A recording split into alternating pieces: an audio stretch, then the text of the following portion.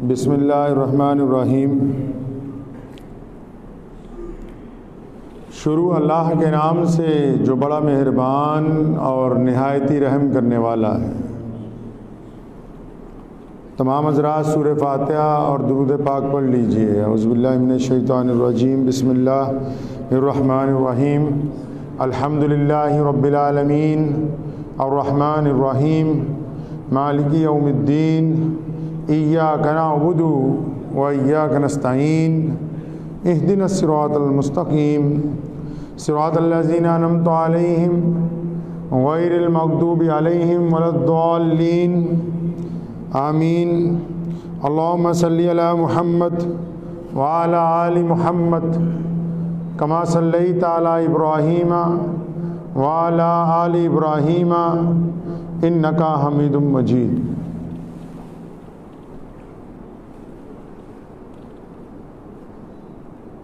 हमारा खून भी शामिल है तज़यीन गुलिस्तां में। चमन में जब बहार आए हमें भी याद कर लेना। हमारे बाद ही हमारे तज़किरे होंगे, हमारे बाद ही हमारे तज़किरे होंगे, हमारे बाद ही महसूस कमी होगी। वालिद मोहतरम शेर इस्लाम कायद अहरार मुजाहिद अज़ीमत हज़रत मौलाना हबीबुर रहमान सानी लुधियानवी रहमतुल्लाह अलैह गुज़िश्ता जुमे को इस दुनिया से रहलत फरमा गए। अगर सिर्फ मेरे ही वालिद होते या हम दो भाई और एक बहन के ही बाप होते तो लज्जत गम शायद ऐसी ना होती।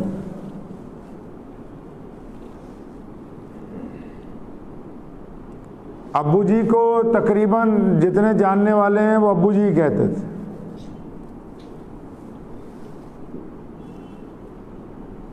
जैसा तज़किरा दोस्तों के दरमियान होता था वैसा ही तज़किरा दुश्मनों के दरमियान होता था।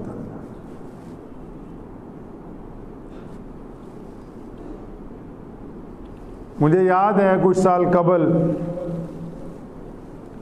जब दारुल देवबंद के अक्सर तलबा जो हैं वो वफ़द की शक्ल में जुमेरात को जुमे को आ जाया करते थे, तो एक दिन फरमाने लगे कि बेटा हमारे इमाम हज़रत इमाम अबू हनीफा रहमतुल्लाह अलैह ने फरमाया है कि जब हमारी मौत आ जाएगी, जब हमारा जनाजा उठेगा तो वो जनाजा इस बात का फैसला करेगा कि हम हक पर हैं कि नहीं। कि अभी तुम्हें ज़िंदगी में क्या बता दें कि हम सही रास्ते पे हैं या नहीं। जिस दिन मेरा इंतकाल होगा ना उस दिन मेरे जनाजे में आना, फिर उस जनाजे में अल्लाह की जो मखलूक है वो तय करेगी कि हम सीधे रास्ते पे थे या नहीं थे। मुझे याद है पिछले जुमे को सुबह हमारे कमिश्नर साहब आए तो और भी बहुत बड़े ओहदेदारान तशरीफ़ लाए। हुकूमत ने पूछा कि आपकी क्या ख्वाहिश है, तो मैंने उन्हें कहा हमारी ख्वाहिश ये है कि जो भी लोग जनाजे में आए उनका बड़ा एहतराम किया जाए, इकराम किया जाए। अपने पराए सबको रोते हुए देखा। मैं इसलिए नहीं कह रहा हूं कि मेरे अब्बू हैं, मैं बड़े बड़े जनाजों में खुद भी शामिल हुआ हूं। अब्बा ने हमारे लोग कहते थे हजरत बैत कर लें, हम आपके मुरीद बनने के लिए तैयार हैं। सारी जिंदगी एक भी मुरीद नहीं बनाया, आशिक पैदा किए। मुरीद तो बाज़ औकात नाराज हो जाते हैं, मुरीदों का तो बाज़ औकात नजरिया बदल जाता है, लेकिन आशिक जो होता है ना, आशिक जिंदगी के आखिरी सांस तक अपने महबूब का साथ निभाता है। खुद क्योंकि आशिक थे हजरत प्यारे नबी हजरत मोहम्मद रसूलुल्लाह सल्लल्लाहु अलैहि वसल्लम। मैंने अपने साथियों को कहा गुज़िश्ता जुमा रात को 1 बजे जब हम लोग फारिग हुए तो सब लोग जिक्र करने लगे कि लाखों लोग थे। हुकूमत ने कहा कि 5-7 किलोमीटर में जनाजे के लोग पहुंच गए। कई पुलिस कप्तानों ने कहा कि भाई बाईपास जाम हो गए सारे। तो मैंने अपने साथियों को कहा आप क्या समझते हैं ये किस बात की अलामत है? ये अल्लाह ताला ने इनको जो इज़्ज़तें दी हैं क्या किसी बहुत बड़े ख़ानदान के फ़र्द होने की वजह से हैं, या ज़बरदस्त आलिम दीन होने की वजह से हैं, या बहुत बड़े सियासी कायद होने की वजह से हैं? जनाजा बड़ों बड़ों का उठता है। ये जो इज़्ज़तें अता हुई हैं ये मुहम्मदुर रसूलुल्लाह सल्लल्लाहु अलैहि वसल्लम की ग़ुलामी की वजह से है। इसके पस मंज़र में रसूलुल्लाह सल्लल्लाहु अलैहि वसल्लम की ज़ात से इश्क है। जब बंदा इश्क करता है अपने नबी सल्लल्लाहु अलैहि वसल्लम के साथ तो फिर अल्लाह ताला ने कहा है ना जेड़ा मेरे रसूल दा आशिक है, फिर अल्लाह फरमाते हैं कि हम दुनिया वालों को दिखाते हैं। मुझे मक्का मुकर्रमा से हाफिज़ अब्दुल सत्तार साहब का फ़ोन आया, कहने लगे कुरान पाक की फ़लाँ सूरत निकालो, हामीम सजदा सूरह आयत नंबर 30-31। अल्लाह फरमाते हैं कि जब मैं अपने किसी महबूब को बुलाता हूँ जिनसे मुझे मोहब्बत है, इधर जान निकलती है उधर फरिश्ते आके बताते हैं कि ये बंदे अल्लाह ने जिस जन्नत का आपसे वादा किया ये देखो तैयार खड़ी है, तो वो मुस्कुराने लगता है, चेहरे पे मुस्कुराहट आ जाती है। और जब कोई बंदा अल्लाह का बागी हो तो लिखा है कि वही फरिश्ते 2 गज कमर में मार के चेहरे पे थप्पड़ मारते हैं तो चेहरा काला हो जाता है ताकि उसको जहन्नुम दिखाई जाती है कि ये तुम्हारा ठिकाना है।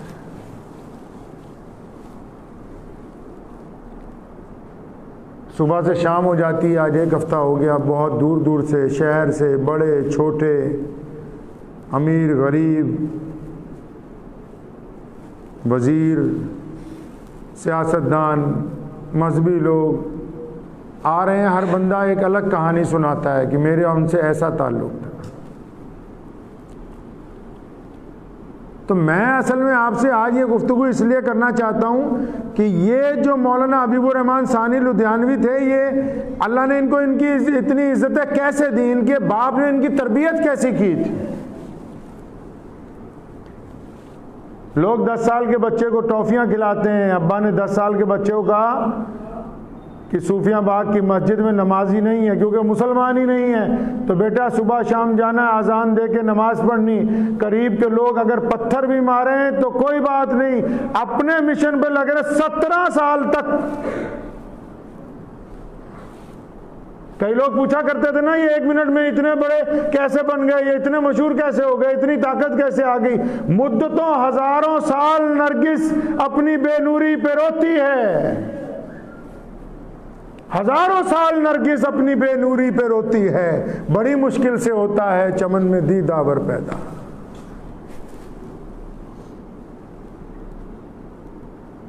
मुझे याद है मैं बहुत छोटा था, तकरीबन 10 साल का होऊंगा। जो पुराने लोग हैं जो जिनको यहाँ 40-50 साल हो गए, ये सुभान चचा बैठे हैं हमारे, अबू जान ने सुबह फजर के वक्त घर से चलना, और अगर रास्ते में जो पुंछ के लोग हैं जो यहाँ पहले बड़ी तादाद में मजदूरी करते थे, अगर कोई सड़क पे सोए हो, मिल जाना रात को, गर्मी हो या सर्दी हो, बाजू पकड़ के कहना नहीं सड़क पे नहीं सोने दूंगा, अंदर चलो मस्जिद में। ये भी और मदरसे वाली मस्जिद भी गरीबों के साथ, मोहताजों के साथ। ये आपको तब की मैं दास्तान सुनाता हूँ जब मस्जिदें नहीं थी। ये उस दौर की बात है जब लोग अपने आप को मुसलमान कहते हुए डरते थे। कोई मिल जाना कि नहीं नहीं तुम बाहर नहीं सो सकते, हमारे पास सो, मस्जिद के अंदर आके सो। कोई गरीब मोहताज आ जाना कि मेरे साथ जुल्म हुआ है, उसके साथ ही उठ के चल पड़ते थे। और गाड़ी में मुसल्ला और पानी की टंकी साथ में रखते थे। कि जहाँ नमाज का वक्त हो गया बस वहीं अजान देनी है। अगर किसी अफसर के दफ्तर में वक्त हो गया तो वहीं चटाई बिछनी है। अगर किसी की लड़ाई में थाने पहुंचे, अगर वहाँ नमाज का वक्त हो गया तो वहीं पे जानमाज बिछा के अल्लाह अकबर की सदा बुलंद करनी। वजीर आला को मिलने गए अपने वालिद के साथ, जोहर की नमाज का वक्त हो गया, वहीं जानमाज बिछा के नमाज शुरू। कैबिनेट को पता लगा, प्रताप सिंह कैरो वजीर आला थे, वो पीछे आके सारे के सारे वुज़रा खड़े हो गए और हाथ जोड़ के कि जब तक ये नमाज पढ़े तो हम भी खुदा का नाम उतनी देर लेते रहे। मुताद्दिद हुकूमतों ने डराने की कोशिश की, बड़े बड़े अफसरान ने धमकियां दी, मुकदमात पड़े, लेकिन मिशन क्या था कि मोहम्मदुर रसूलुल्लाह ने जो हमें समझाया है कि इंसानों में बराबरी होनी चाहिए। रसूलुल्लाह सल्लल्लाहु अलैहि वसल्लम ने जो सिखाया कि मजलूम की मदद होनी चाहिए। सारा दिन मस्जिद की चटाई पे बैठे रहे, बड़े बड़े लोग आके सामने बैठते थे, बथेरों ने रिश्वतें देने की कोशिश की, लालचें देने की कोशिश की, लेकिन फरमाया नहीं, हम इन सादे कपड़ों में ही राजी हैं। अगर आपको मदद करनी है तो उन लोगों की मदद करो जिनके घर में खाने के लिए कुछ नहीं। ऐसे बाप की औलाद थे। सन 1976 में दारुल देवबंद के 2 मुफ्ती हजरात आए मिलने के लिए। मस्जिद की बैतुल खलाएं धो रहे थे खुद। उन्होंने आके कहा हजरत मुफ्ती साहब से मिलना है। फरमाया कोई बात नहीं, आप दफ्तर में तशरीफ़ रखें, हजरत आ रहे हैं।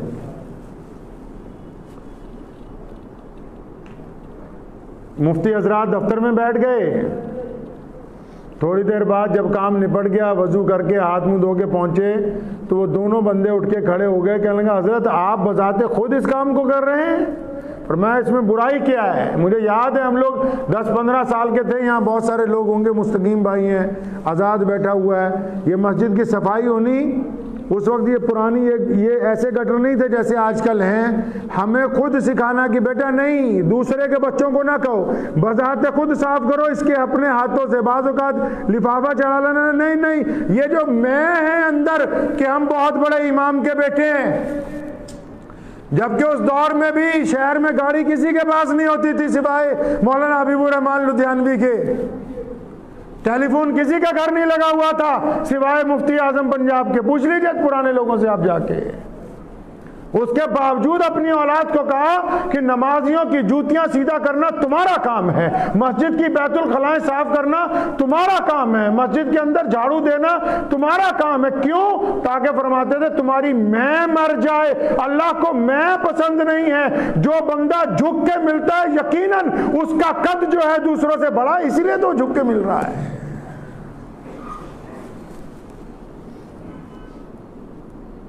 बेइंतहा रकमें आने के बावजूद सारी ज़िंदगी गरीबों पे खर्च करते रहे। मुझे बार बार कहते थे कि हम हज करने जाएंगे,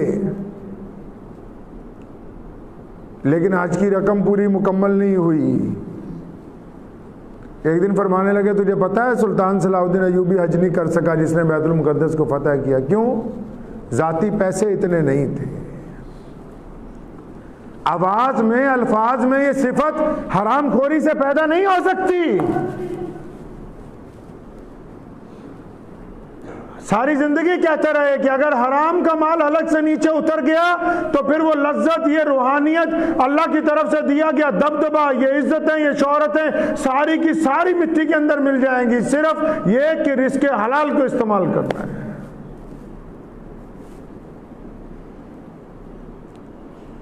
मैं छोटा सा था, 8-10 साल का, तो मेरे दादा मरहूम इस जगह बैठ के खिताब करते थे। तो मुझे स्कूल से छुट्टी करवा के, सारी ज़िंदगी कभी जुमे का दिन मेरा स्कूल में नहीं गुजरा, छुट्टी करवा के यहाँ सामने बिठा दिया करते थे। और सन 1987 में जब दादा का इंतकाल हो गया, खुद बैठे, सारी ज़िंदगी यहाँ सामने बिठा के रखा कि यहाँ बैठो, कि सिर्फ तालीम के साथ ही ये पता नहीं लगेगा कि बात कैसे करनी है, कब करनी, क्या करनी, रूह क्या कहती है, दिल क्या कहता है। ये जब तक इसकी तरबियत नहीं होगी अपने बड़ों के सामने, तब तक उसमें लज्जत पैदा नहीं होगी। मुझे याद है कश्मीर में कादियानियों ने, लोग कादियानियों के खिलाफ बोलते हुए डरते थे, और आज भी अंग्रेज के दौर में मिर्जा गुलाम कादियानी ने जब झूठी नबूवत का ऐलान किया, क्यों? ताकि अंग्रेज के कहने पर इस देश की आज़ादी को रोका जा सके। मलका विक्टोरिया के हक में किताबें लिखी। और उस दौर में जब एक कोतवाल की अहमियत इतनी थी कि 100 गांव पे एक कोतवाल होता था, एक हवलदार अगर एक गांव में चला जाता था पूरा गांव बाहर आ जाता था। उस दौर में अंग्रेज ने 60 सिपाही मिर्जा गुलाम कादियानी को दिए कि तुम्हारे साथ रहेंगे। जब पूरा मुल्क के लोग चुप थे कि अंग्रेज के जुल्म के आगे कौन बोले, अगर कोई बोलेगा तो मार दिया जाएगा, उस दौर में मौलाना शाह मोहम्मद लुधियानवी ने जब उसका गिरेबान पकड़ा, तो जब ये दौर आया आज का, तब भी बड़े बड़े लोग चुप थे। तो मौलाना हबीबुर रहमान सानी लुधियानवी उठे, फरमाया जो रसूलुल्लाह का दुश्मन है वो हबीबुर रहमान लुधियानवी का दुश्मन है।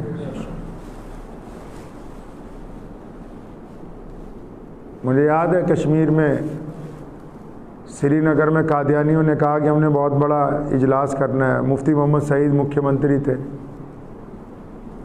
वहाँ के मौलवियों ने कहा कि अच्छी बात नहीं है, ये हज़ूर सल्लल्लाहु अलैहि वसल्लम की नौज़ुबिल्लाह खिलाफ बातें करते हैं।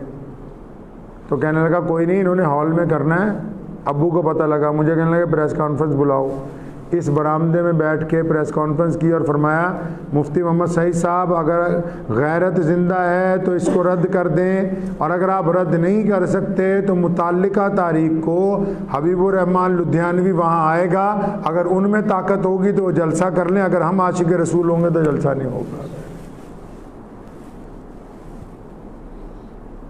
2 घंटे बाद वहाँ के प्रिंसिपल सेक्रेटरी का फ़ोन आया कि हज़रत को श्रीनगर ना भेजें, हुकूमत ने पाबंदी लगा दी जलसे में। नफ़े और नुकसान तो अल्लाह मालिक है ना, दुनिया वाले मालिक नहीं है। प्रणब मुखर्जी को कादियान बुलाया गया कादियानियों की तरफ से। इतना बड़ा हिंदुस्तान का आदमी जो भारत का राष्ट्रपति बना हो, पूरी सरकार हिली हुई थी कि वो आ रहा है, उनको ताकत मिल जाती। अब्बा ने कहा ये हो नहीं सकता किसी कीमत पर कि देश के गद्दारों के घर में हमारी कौम मुल्क का एक लीडर पहुंच जाए। ऐलान कर दिया कि पूरे पंजाब में मुसलमान जुमे के दिन सड़कों पर आएंगे। तो प्रणब मुखर्जी के दोस्त हैं मौलाना अबू तालिब रहमानी, वहाँ कलकत्ते में रहते हैं। उनको पता लगा भी इतना बड़ा एजिटेशन हो गया, उन्होंने बुला के पूछा कि हबीबुर रहमान कौन है, क्या मसला है? उन्होंने कहा ये ख़त्म नबूवत का मसला है, अल्लाह के रसूल सल्लल्लाहु अलैहि वसल्लम आखिरी नबी। तो वो उनको कहने लगे अच्छा इसका मतलब हम अपनी कॉन्स्टिट्यूंसी में फलां जगह जो इनको ग्रांट देने लगे हैं वो दे के भी पंगा पड़ जाएगा। दौरा तो कैंसिल करवाया ही करवाया, वहाँ जो मरकज़ बनने जा रहा था उसको भी रद्द करवा दिया सर। मुल्क में जहां कहीं भी अल्लाह रसूल सल्लल्लाहु अलैहि वसल्लम के दुश्मनों सर उठाया, पहुंच गए वहां। मुझे याद है मैं भी उन लोगों में शामिल हूँ। हमारे चचा मोहतरम चचा अतीकुर रहमान साहब बैठे हुए हैं, गुरुद्वारा दुखनीवर साहब के सदर, हमारे प्रधान चाचू सरदार प्रितपाल सिंह। बाज़ औक़ात बड़े बड़े प्रोग्राम होने तो थोड़ी सी गुजारिश करने की, हजरत ये दो बातें थोड़ी कम कर लें, ज़्यादा सख्त हैं। पर मैं नहीं, डर सिर्फ अल्लाह का है, अल्लाह के अलावा किसी का डर नहीं। गरीबों की बेटियों की शादी होती थी, मुझे नसीहत की जब नायब शाही इमाम बनाया कि याद रखो अगर कहीं राशन बट रहा है उस प्रोग्राम में इसलिए शामिल नहीं होना कि गरीब के साथ तस्वीर नहीं खिंचवानी। अगर कहीं किसी गरीब की शादी हो रही है बच्चे की ऐलान के साथ, उसमें शामिल नहीं होना कि अगर हमारी बेटी होती तो उसकी कितनी उसको शर्मिंदगी महसूस होती। मस्जिद के दरवाजे तक जो आया, आप पूछ सकते हैं बाजार वालों को, उसको ये नहीं पूछा कि आपका मजहब क्या है। अगर उसको किराया चाहिए तो उसको किराया दिया जाएगा, अगर उसको दवाई चाहिए उसको दवाई दी जाएगी, अगर उसके साथ जुल्म हुआ है तो उसके जुल्म करने वाले के दांत खट्टे किए जाएंगे, अगर उसके साथ ज्यादती हुई है तो उसके साथ जाके उसका हक उसको दिलवाया जाएगा।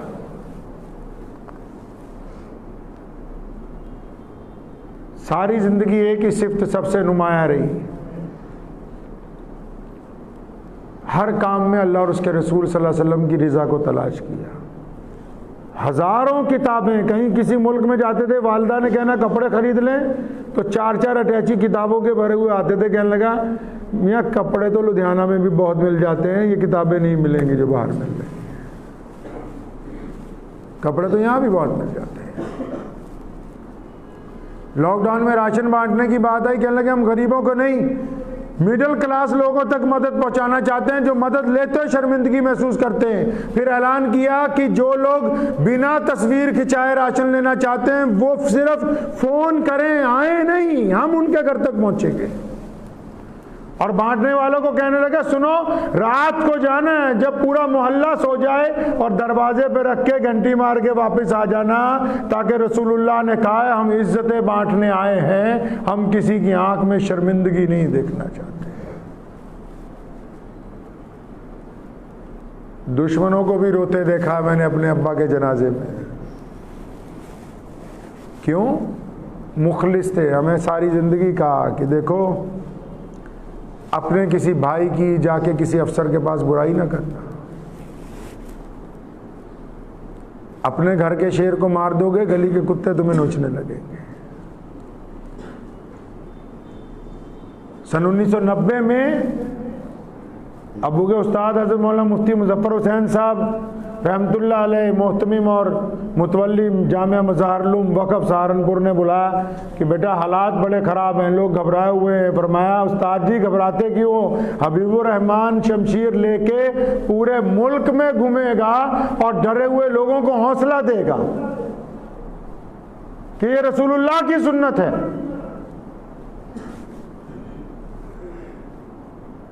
और 1-2 दिन नहीं, आप किसी मर्जी सूबे में चले जाएं,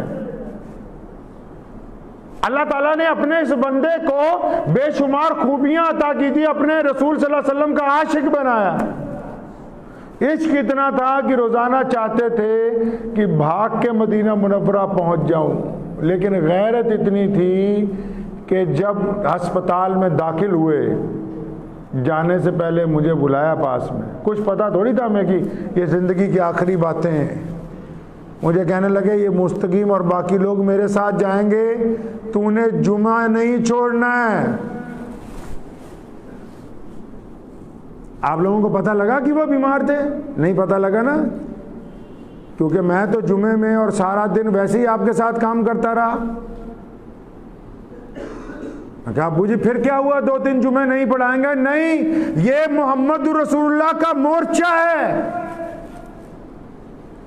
ये इस्लाम का किला है, ये गरीबों की मदद का मरकज है, ये मजलूमों की सदाओं की जवाब देने वाली जगह है। यहाँ जो बाहर से लोग आएंगे उनको क्या पता कि हबीबुर रहमान बीमार है, वो तो इसलिए आ रहे हैं कि हम अल्लाह के घर तक मदद के लिए पहुंचेंगे।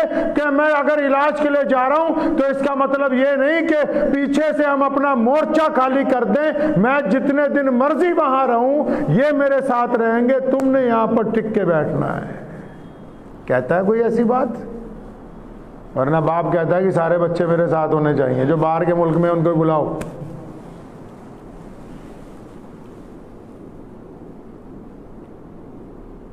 एक ख्वाहिश थी, कभी ये नहीं कहा अभी हम कोठी बनाएंगे,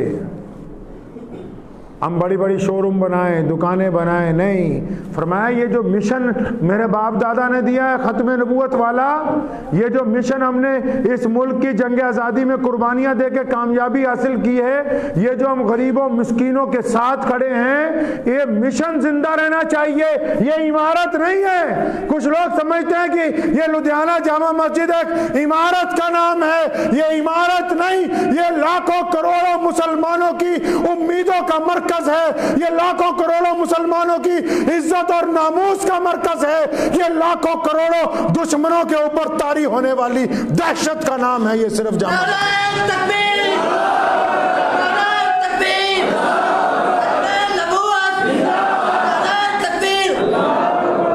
कुछ लोगों को शायद सिर्फ दुकानें नजर आती, जाके पूछो इनसे क्या किराया है, 1,000 रुपए। मसला मलकियत का नहीं है,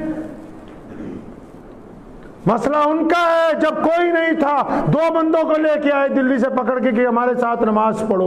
मसला उनका है जो रोते बिलखते हुए आए, रेती धोने का काम बाप ने सिखाया, जो आ गया कि ये काम कर ले, जो आ गया कि आरी की मशीन पे लग जा, जो आ गया कुल्फी वालों का अपने पास नौकर रख लो। मकसद कि मोहम्मद रसूलुल्लाह सल्लल्लाहु अलैहि वसल्लम की मसाजिद को आबाद करने वाले लोग पैदा हो जाए।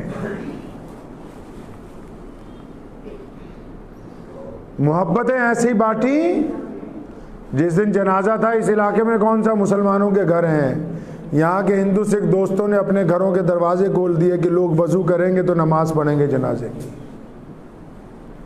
मुझे तो पता नहीं कि जो लोग जनाजे में आए उनको पानी किसने पिलाया, लेकिन बाजार वालों से पूछेंगे तो सारे हिंदू और सिख दोस्तों ने पानी के गिलास, पानी की बोतलों के ढेर लगा दिए कि जो लोग हमारे पड़ोसी, हमारे मौलाना, हमारे शाही इमाम का आखिरी दीदार करने के लिए आ रहे हैं, उनको प्यास न लगनी चाहिए, उन तक पानी पहुंचाना है। ये सिफ्त कहाँ से आ गई? क्यों? जिस दिन लॉकडाउन लगा मुझे कहने लगे पूरे मोहल्ले में जाओ। मोहल्ले में कौन रहता है जी? मुसलमान रहते हैं? कोई मुसलमान नहीं रहता। कहने लगे ये जो मोहल्ले वाले हैं ये मेरे भाइयों की तरह हैं, मेरे बच्चों की तरह हैं, जिसको जो ज़रूरत हो, हालांकि सारे मालदार हैं, पर मैं मेरी गाड़ी इस्तेमाल करें, मेरे मुलाजिम इस्तेमाल करें।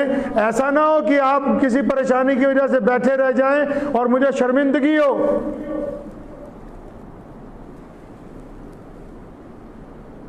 हर एक बंदे को उसके नाम से जानते थे। जो एक दफा मिलके चला गया, अगर वो 40 साल बाद भी आया तो उसका नाम लेके उसको पुकारा कि अच्छा तू फलां नहीं है, मेरे बाप के वक्त नहीं आया था यहाँ, इतने दिन मेरे पास नहीं रहा।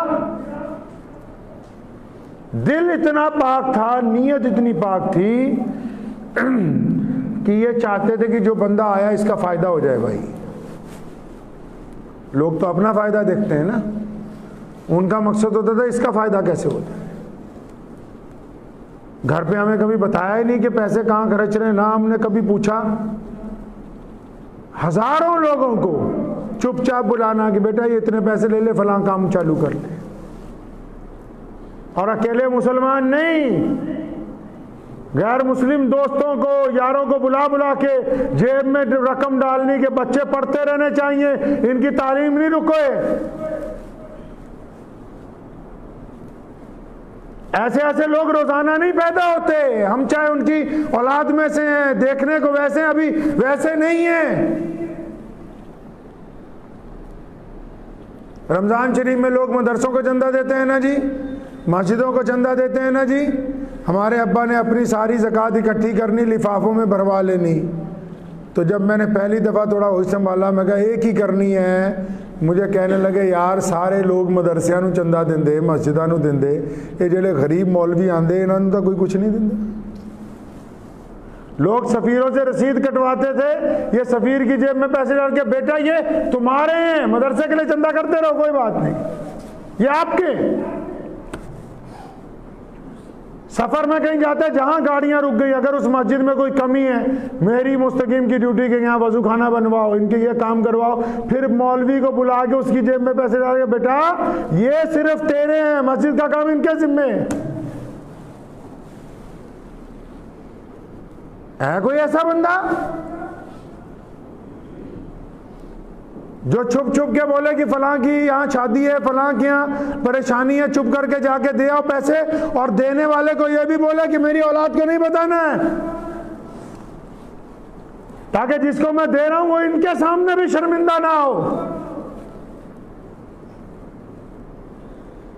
हर बंदे से उसकी अलग राजदारी, कारी मोहतरम साहब से अलग राजदारी, मुस्तकीम भाई से अलग राजदारी, शानू भाई से अलग राजदारी, और हर एक से राजदारी है किसकी? सिर्फ गरीबों की इमदाद करने की। और मुल्क से मोहब्बत ऐसी कि हमें कहा कि आप आगे हो या पीछे हो, लेकिन 15 अगस्त को हाजिर रहें।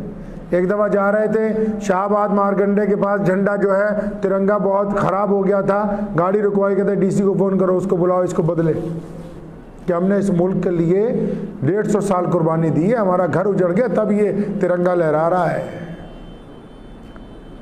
कहीं आतंकवाद आ गया तो उसका ठोक के जवाब दिया, और अगर किसी ने मुल्क के मुसलमानों के खिलाफ नाजायज बात की तो फिर चाहे वो बड़ी से बड़ी ताकत क्यों ना हो उसका भी मुंह तोड़ जवाब दिया कि ये बर्दाश्त नहीं करेंगे। लम्हा लम्हा जिंदगी ऐसे गुजारी, अपने घर वालों के लिए नहीं गुजारी। आप तो यहां भी नहीं है, हम रोज सुबह से शाम बैठते, जो आ रहा है रोता हुआ आ रहा है। क्यों भाई? मग्गू चचा मुझे परसों मिले, कहने लगे मैं घर पे था तो फोन आ गया कि हजरत का इंतकाल हो गया। बेइंतहा रोने लगे। तो बाप उनका छोटी उम्र में इंतकाल कर गया था, तो बहुत ज़्यादा रोने लगे। तो बीवी ने पूछा क्या बात हो गई? कहे मेरा बाप मर गया आज। हम तो कहते रहे, हम साथी मिलके कि डॉक्टर ने काम सही नहीं किया होगा, लेकिन डॉक्टर की बात नहीं है। सैयदना अबू बकर सिद्दीक रज़ियल्लाहु ताला अन्हु को रसूलुल्लाह से इतना इश्क था कि आका 63 साल में गए, अबू बकर सिद्दीक भी 63 साल में गए, उमर फारूक रज़ियल्लाहु ताला अन्हु भी 63 साल में गए। ये बीमारियों की बात नहीं है, ये इश्क की बात है। और हर बंदा इश्क की इस इंतहा को पहुंच नहीं सकता है। मुझे अच्छी तरह याद है, एक दो दुकानदार थे, वो सूद पे किसी को पैसे देते थे। तो मुझे कहने लगे जब इनका किराया आए मस्जिद में, किराया कितना? 175 रुपये, कि जो इनके वाले पैसे आए वो अलग लिफाफे में डाल के बिना अजरो सवाब की नीयत से किसी गरीब को दे दो। मैं कह जी ये वो चाहे सूद का काम करता है मसले के मुताबिक, लेकिन हम तो अपनी जायदाद का किराया ले रहे हैं, हम तो सूद के पैसे नहीं ले रहे। कहते नहीं, मसला ठीक है लेकिन मसला दूर की बात है बेटा, मेरे साथ सिर्फ आप तकवे की बात किया करें, मसले की बात ना किया करें। किसी ने कहा कि हजरत फलां पैसे उधार ले लें, फलां पैसे उधार ले लेंगे। क्यों? मैं अपने पेट के साथ उधार ना कर लूं? लोग खुश होकर मुरग्गन गिज़ाएं खाते हैं। आप हमारे मदरसे में पूछ सकते हैं सबको कहना कि बेइंतहा चलो मुरग्गन गिज़ाएं खाओ। मुद्दतें गुजर गई 300 साल, गोश्त का इस्तेमाल नहीं किया। अपनी रकम इस हद तक खर्च की, लोग रोज़ाना, आम मुसलमान रोज़ाना घर में गोश्त बनाते होंगे, हमारे यहाँ 15 दिन में के ये पैसे इसलिए थोड़ी अल्लाह ने मुझे दे रखे हैं कि हम इसको अपने ऊपर खर्च करते रहें, याशी करते रहें। ये अल्लाह ने इसलिए दिए ताकि गरीबों के ऊपर खर्च करें। 60 रुपए मीटर का कपड़ा पहना सारी जिंदगी। ये बातें इसलिए नहीं बता रहा मेरे बाप है, ये उनको इसलिए बता रहा हूं कि ये जो लाखों लोग उस दिन रो रहे थे, ये बातें एक दिन में नहीं बन गई। सिर्फ शाही इमाम होने की वजह से ये लाखों लोग नहीं आ गए। फारसी की कहावत है कि आप इधर सुल्तान, मैं बादशाह का बेटा हूं। अगर बादशाह का बेटा तो क्या हो गया? लोग पूछते हैं तुम क्या हो? तुम्हारा बाप बादशाह है ना, तुम क्या हो? यहां कपड़े वाला है शाहपुर रोड पे ही, सारी जिंदगी खद्दर खरीदा 60 रुपए मीटर, और 30 साल में वही कपड़ा वही कंपनी 140 का हो गया। पीछे मैं कोई जरा 200-250 रुपए मीटर वाले सूट 2 खरीद लाया तो शानू भाई को कहने लगे कि इसको बात समझ नहीं आ रही, मैं तेरे साथ चलता हूं उस दुकान के ऊपर, मैं उसे बताऊं कि हम कौन सा कपड़ा पहनते हैं। लोग अच्छे सूट बूट पहन के जाते हैं बड़े बड़े लोगों के पास, फिर भी लाइन में लगे रहते हैं। हमारे बाप ने रबड़ की जूती पहनी सारी जिंदगी, एक जूती खरीदी, चप्पल नहीं साथ में। पूछ लीजिए अब्बू के जो खादिम हैं। अगर कोई मेरे जैसा बेटा, कोई भाई, कोई दोस्त अच्छी जूती ले आया कि यार पसंद नहीं आई, वापस ले जा। जब वो टूट जाती थी, टूट भी मतलब अच्छी तरह उसके चीथड़े उड़ जाते थे, तब कहते थे दोबारा ग्लाइडर खरीद लाओ, वो भी 350-500 रुपए तक का हो। बात दौलत की नहीं है, बात अल्लाह की रिजा की है। पैसे तो बहुत लोगों के पास है, पैसे तो बथेरों ने कमाए होंगे। बात तो यह है कि उन पैसों का खर्च कहां पे किया जा रहा है। हमें कहने लगे सुनो ये मस्जिद अल्लाह का घर है, जिस तरह आम मस्जिदों में लोग नुक्ताचीनी करते नमाज पढ़ते हुए कि ओए ऐसे ना पढ़ वैसे पढ़, आप पूछें ये कारी मोहतरम साहब हमारे पेश इमाम बैठे, आज तक हुक्म था कि किसी नमाजी को कोई बंदा ये जाके ना पूछे कि तुम नमाज कैसे पढ़ रहे हो। अगर गलती से किसी ने एसी बंद कर दिया, मुझे अच्छी तरह याद है, मैं छोटा था पढ़ने गया मलेरकोटला, गर्मी थी, मैं लेट गया मस्जिद में पंखा चला के, तो एक साहब आए उन्होंने बंद कर दिया। तो पंजाबी में उन्होंने मुझे 2-3 बातें की। मैंने कहा सुनो, मैं उस बाप का बेटा हूँ जो एक वक्त में कई 100 मस्जिदों का मुतवल्ली है, एक आदि का नहीं। हमें क्या कहते थे, अगर किसी ने एसी बंद कर दिया और एक भी नमाजी हुआ तो अपनी खैर मना लेना, अगर किसी अल्लाह के बंदे को तकलीफ पहुंच गई तो पहले तुमसे पूछूंगा भी तुमने ये काम किया क्यों। आप पूछ ले इनको रमज़ान शरीफ में, जो जहां सो जाए कोई बात नहीं। उल्टा कईयों को जो ज़्यादा परेशान है, फेरी लगा रहे, इधर उधर फिर रहे, फ़ोन करके ये मेरे बच्चे, मेरे लाल, तू कहाँ फिर रहा है, आजा थोड़ी देर आराम कर ले, गर्मी बहुत है, जून जुलाई के रोज़े हैं। सारी जिंदगी अफ्तार घर पे नहीं किया है कोई ऐसा? सारी जिंदगी किसी की अफ्तार की दावत कबूल नहीं की, सारी जिंदगी किसी अमीर आदमी के घर अफ्तार करने नहीं गए। ये मेरी मस्जिद है, इस मस्जिद में ये जो लोग आते हैं ये इसलिए आते हैं कि हम इनके साथ बैठ के अफ्तार करेंगे। हमें ड्यूटी लगा रखी थी कि मेरी प्लेट के अंदर गिनती के चंद फल हो, लेकिन जो मस्जिद में नमाजी आ रहे हैं इनका अफ्तार इतना होना चाहिए कि इनको घर जाके खाना खाने की जरूरत महसूस ना हो। सारी जिंदगी अफ्तार के कितने लोग होंगे जिनकी बीवियां नाराज हो जाती हैं कि यार तू एक रोजा भी हमारे साथ नहीं खोलता। ईद वाले दिन 1 घंटे के लिए घर जाते थे, उसके बाद सारा दिन यही कि यार कोई मुस्तहिक बंदा आ जाएगा, अब तू चला जा, मैं बैठा हूं यहाँ पर। ये तो अब थोड़े बहुत मुसलमान हो गए। ईद के दिन मुझे याद है सुबह को 11:30 12 बजते हुए खाली हो जाता था सब कुछ, कोई भी नहीं होता था। मैं और मेरा बाप फिर सारी मस्जिद की चटाइयाँ उठानी, मस्जिद को धोना, सफाई करनी, इसी में असर हो जाना। फरमाया ये जो मरकज़ है ये मेरे बाप ने इसलिए कायम किया है कि ये मुसलमानों की इज्जत और जलाल का मरकज़ है। और कान खोल के सुन ले, जिनकी नीयत में ये हो कि हम इस मरकज को नुकसान पहुंचा देंगे, पूरी दुनिया की ताकत भी अगर एक तरफ लग जाए, कोई इस मस्जिद का एक दिन का उस्मान रहमानी से नहीं जीत सकता। ये आखिरी वक्त तक वादा है। हमारे बाप ने हमें ये बात समझा दी अच्छी तरह कि जब तक अल्लाह और उसके रसूल का कहना मानोगे, दुनिया की कोई ताकत तुम्हारे खिलाफ नहीं चलेगी। वक्त भी हो गया है, किस्से बहुत हैं अब्बू के।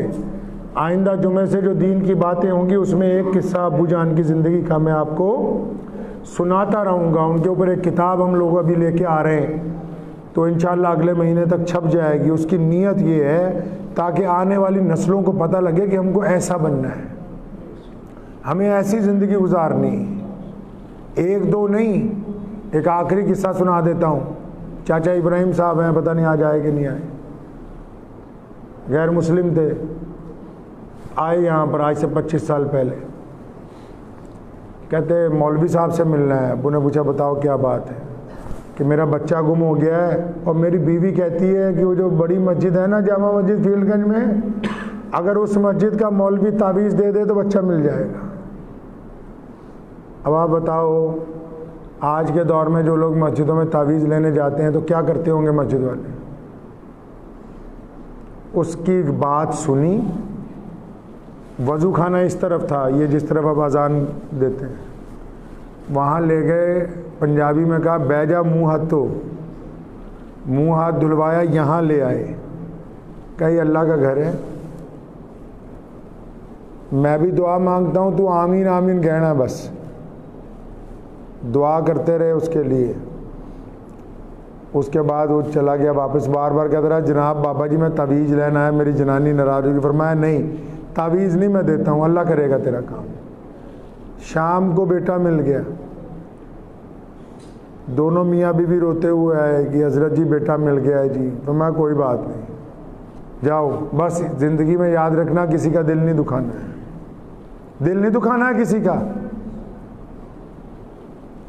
वो वापस चले गए, रोज़ आने लगे, रोज़ बैठने लगे, अल्लाह और उसके रसूल की बातें सुनने लगे। 1 महीने बाद कहते अपनी बीवी को लेके आए, साथ में 2 बेटियां और 1 बेटा। मुझे अच्छी तरह याद है वो दिन, मेरी उम्र 15 साल होगी उस वक्त, कि हज़रत हमें कलमा पढ़ा दें। रोने लगे, कलमा पढ़ाया, इब्राहिम नाम रखा। 2-4 महीने बाद चचा इब्राहिम कहने लगे मेरी बेटी की शादी जो है तय की हुई है अमृतसर में। तो क्योंकि अब तो हम दीन वाले हो गए, अब वहाँ कैसे इसको भेजेंगे। वो अमृतसर गए, अमृतसर से आगे कोई गांव था उनकी बरादरी का, उनको जाके बताया भी ऐसे ऐसे हम लोग तो दीन में आ गए। तो वो लोग बड़े मुतासिर हुए, कहने लगे यार तेरे साथ रिश्ता तो नहीं तोड़ सकते, तो हमें वहाँ ले जा, जो तुझे लेके आया हम भी उसी के पीछे लग जाएंगे। वो लोगों ने फिर इस्लाम कबूल किया, फिर उनके रिश्तेदारों ने, फिर उनके भाइयों ने, फिर वालिद मुहतरम ने, फिर आगे चचाओं ने। 500 अफराद देखते ही देखते। तावीज़ देते तो कितने पैसे दे के जाता है? 50 रुपये दे जाता उस दौर में, 500 दे जाता, ना हमारा कुछ बनता ना उसका कुछ नहीं बनता। अमली तौर पर ज़िंदगी दिखाई कि अल्लाह रसूल चाहते क्या है। पड़ोसियों के साथ ऐसी मोहब्बत करते थे। हमें अक्सर पूछना भी आमने सामने, हमारा घर जहाँ है, हमारा घर पूरा भारत है, पूरा बिल्कुल हमारे घर के सामने 4 घर हैं ईसाइयों के। सीधे हाथ पर पंडित जी का, उससे आगे सरदार जी का घर है। उल्टे हाथ पर चचा अतीकुर रहमान साहब, फिर चचा अल्ताफ़ुर रहमान साहब, फिर उसके आगे जितने हैं वो शर्मा साहब रहते हैं गली के अंदर, 2-3 सरदार, फिर उसके बाद दर्शन रतन रावण जी और तमाम लोग। सबसे मोहब्बत ऐसी थी कि हमारे अब्बा जब गली में जाते थे, आज के दौर में तो कोई किसी से शर्म नहीं करता, सारी औरतें अंदर चली जाती थी कि बड़े मौलाना आ रहे हैं। ये अब की बात बता रहा हूँ, 2020 की 21 की। और जिस दिन इंतकाल हुआ, ये आसपास घरों में खाना नहीं बना, लोग छतों पे इसलिए खड़े रहे कि पता नहीं किस वक्त हमारे हजरत को लेके चले जाए। मुसलमानों को तो मोहब्बत थी, जुर्रत और बेबाकी तो अपनी जगह। पूरे हिंदुस्तान की सारी मस्जिदों में दुआ हुई। मौलाना फजलुर रहमान साहब ने कहा कि पूरे पाकिस्तान में दुआ करवाएं। चिटागोंग का जो दारुल है बांग्लादेश का, उन्होंने ऐलान किया कि सारी मस्जिदों में दुआ कराएं। लेस्टर की जामा मस्जिद थे यूके में, उन्होंने फिर मक्का मुकर्रमा में परसों जोर में तमाम आइम्मा कराम ने इकट्ठे होकर ताज़ियती जलसा किया। तो ये इज़्ज़तें जो है दौलत से नहीं मिलती, मोहम्मद रसूलुल्लाह की ग़ुलामी से मिलती। बाकी बातें फिर होंगी इंशाअल्लाह। दुआ कीजिए अल्लाह ताला मुझे और आप सबको उनके नक्शे कदम पे चलने की तौफीक अता फरमाए। ज़रूरी ऐलान ये है कि परसों दोपहर 2 बजे ताज़ियत का जलसा जो है रखा गया अबू जान का।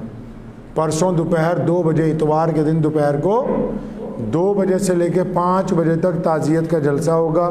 जो हज़रात शिरकत करना चाहते हो, ख़ुद भी जिनके रिश्तेदार चाहते हों, वो तमाम हज़रात लोग जो हैं परसों दोपहर 2 बजे यहीं जामा मस्जिद के बाहर जो है वो बड़ा प्रोग्राम होगा। वाखिर दावा अल्हम्दुलिल्लाह।